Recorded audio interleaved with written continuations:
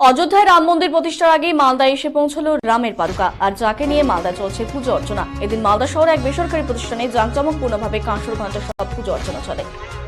উল্লেখ্য, নতুন বছরের জানুয়ারি 22 তারিখে রয়েছে অযোধ্যার রাম মন্দিরের উদ্বোধন। সেই উপলক্ষে দেশের বিভিন্ন জায়গায় রামের পুজো অর্চনা চলছে। সেই মতো পশ্চিমবঙ্গে তার বিভিন্ন জেলায় জেলায় রাম পাদুকা নিয়ে যাওয়া হচ্ছে।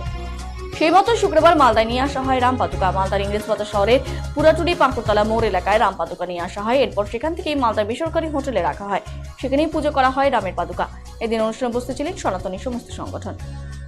বিজেপি দক্ষিণ মালদা সাংগঠনিক জেলা সাধারণ সম্পাদক অমলান ভাদুরী বলেন, ওঙ্কারনাথ মিশনের যে রাম পাদুকা পরম্পরাগতভাবে প্রাপ্ত দিল্লি হয়ে ঘুরে সারা ভারতবর্ষ ঘুরে অযোধ্যায় পৌঁছবে 22 তারিখের আগে।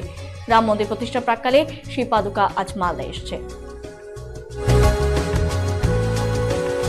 মিশনের যে রামচরণ পাদুকা তাদের পরম্পরাগতভাবে প্রাপ্ত সেই পাদুকা দিল্লি হয়ে ঘুরে 30টি সারা ভারতবর্ষে ঘুরে অযোধ্যায় পৌঁছাবে 22 তারিখের আগে রাম মন্দির প্রতিষ্ঠার প্রাক্কালে।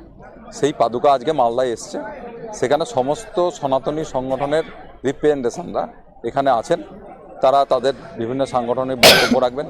তারা এখানে সেই পূজন করবেন এবং সেই পূজন হওয়ার পর এখানে প্রসাদ ভোগ বিতরণ হবে। সেই পাদুকা এখান থেকে বালুরঘাট শিলিগুড়ি হয়ে এইটা 22 তারিখের আগে রাম মন্দির প্রতিষ্ঠার মুহূর্তে প্রাক্কালে সেটা অযোধ্যায় গিয়ে পৌঁছাবে। হবে